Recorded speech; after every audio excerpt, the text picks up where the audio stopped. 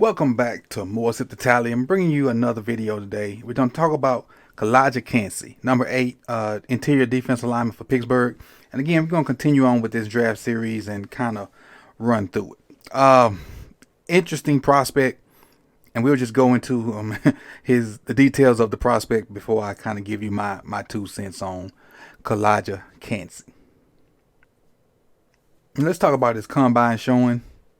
From Miami, Florida. I think he went to one of the big schools down in Dade County. I want to say he was a Rocket, but I'm not sure 100%. But definitely is a different brand of football played in Miami. He's a junior. 6'1", 281 as an interior D lineman. 6'1", 281. Arms 30 and 5/8. Production score 77. Total score 84. Athleticism score 98. This is as high as an athleticism score for interior D lineman I've seen ever for me. And then 1 point below Anthony Richardson. So his athleticism is off the chain. 40-4-6, 10-yard split, 164. Let's talk about what they have as his strengths. Posted 14.5 sacks and 27.5 tackles for loss in 2 years as a full-time starter. A combination of a first step burst and contact balance stands out. Captures easy wins against leaning interior blockers. So guys that don't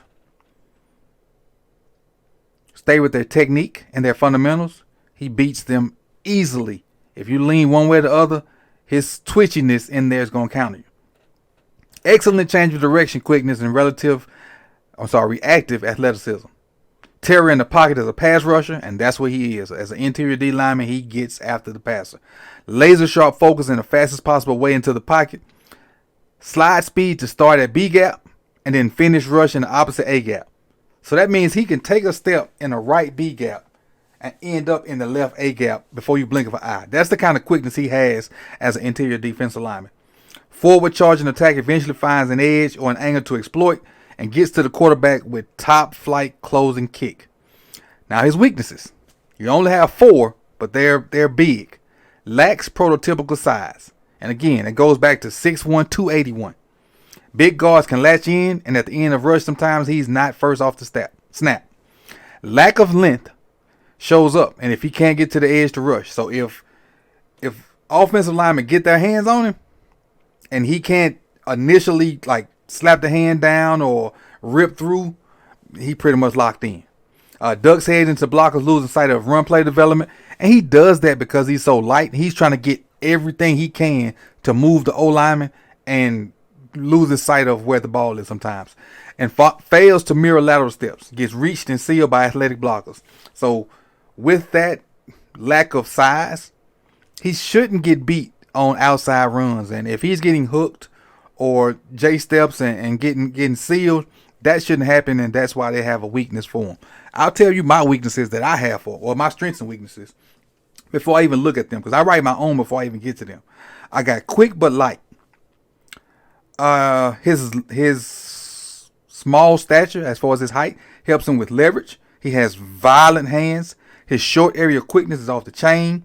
He fights like hell in the trenches. He's very versatile. I saw him as a 0, a 1, a 3, and a 5. But that 275 or that 281 in this case hurts him playing in the middle of defenses like that. Let's get into a few of the PFF things, what PFF has to say about him. His didn't play much as a freshman. I think he only played special teams as a freshman. So we'll go 2021, 2022. 2021, no, I'm sorry. He didn't play much as a freshman, then played as a sophomore, junior, and now a senior.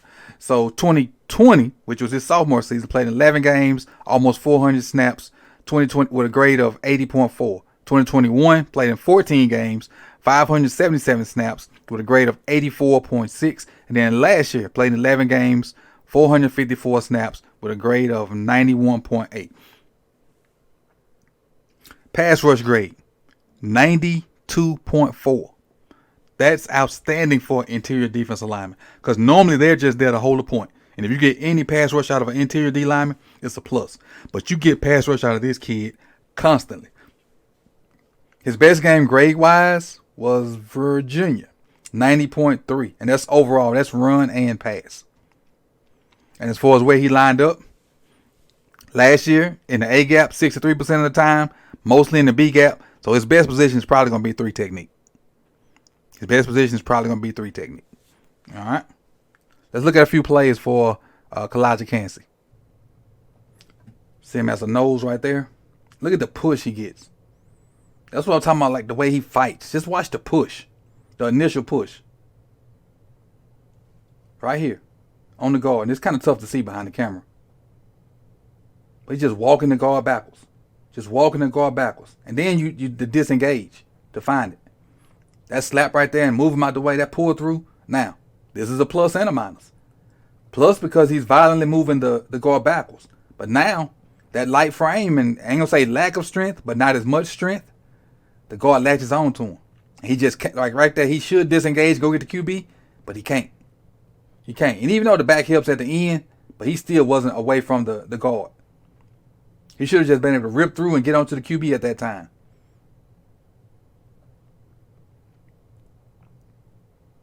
Yeah, and that's what we was expecting to see.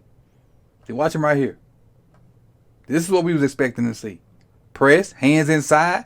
Look at that foot outside the frame. That's so he can establish a base because he's not as big as others. Now, he's not being moved by the guard. And he's peeking to see where the ball is, which is textbook. This is textbook. Shoot your hands, press, peek. Textbook. Look at the peek. Now, get rid of. That's textbook. Shoot your hands, peek, get rid of them, get to the QB. Now, granted, it's not a sack or anything that might be going to the stat sheet other than a hurry, but still, putting pressure on the QB, that matters. Look at him walk the 6-3 back. Just look at him. When he plays with leverage and don't get caught out of place, out of position, I mean, watch him walk the center backwards. Just walk him straight backwards into the lap of Hooker. If Hooker's not 6'5" or whatever he is, just to drop this ball over the top, and sadly say this ends up being a touchdown, that don't happen. But he did a great job of just walking the center backwards. And that, even though it don't look like pass rush, that is. That is. Because now the center got to be worried about the bull rush, and then he can hit him with his speed. Got him right here.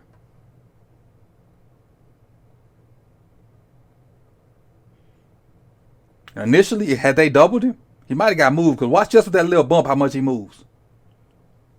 He moves almost a whole gap over. But he drops his butt, lowers his anchor, which they think is going to be a problem in the NFL, but I think he's going to figure it out. And look at him hold the point. To be 275 or 281, look at him hold the point. And get him on the tackle. So to be lighter of frame, he don't get moved a lot. He don't get moved as much as you think. And that's the quickness right there. Look at that. Once you worry about the power that he has and that he shows you, now he hit you with this. Come here. That's lightning quick for a guy in the middle of your defense. Lightning quick. Dare I say, as quick as somebody else that used to wear those same colors. But I ain't going to say that name.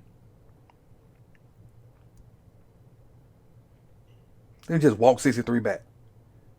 That's the center again. He's giving the center hell. Just watch him walking backwards. Right back into the lap of Hendon Hooker. So anytime he had a chance to get on the center, it was crucial.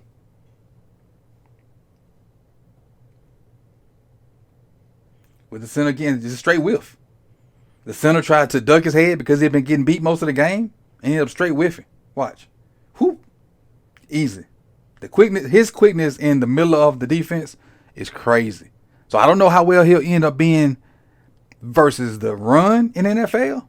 But you stick him in there on third downs and that son's going to go crazy. He's going to go crazy. But I just wanted to give you a few little clips of Calijah Kancey and what he brings to the table. And, maybe he could end up being somewhat like another guy from Pittsburgh that wore those colors. Maybe he cannot be. But he has the makings to be it. And if he put a little more frame on him, he can still put a little bit more on that frame and still keep that quickness and tenacity, he's going to be hell to deal with. So this is my 2 cents on Calijah Kancey. I appreciate everybody for coming through. If you don't mind, would you hit the like button if you haven't? If you have not subscribed, please consider do so. And hit that bell so you can be notified when the rest of these videos drop throughout draft season, throughout the regular season, and everything else. So I appreciate you for coming through. Like, comment, subscribe, and welcome back to more Sip the Tally.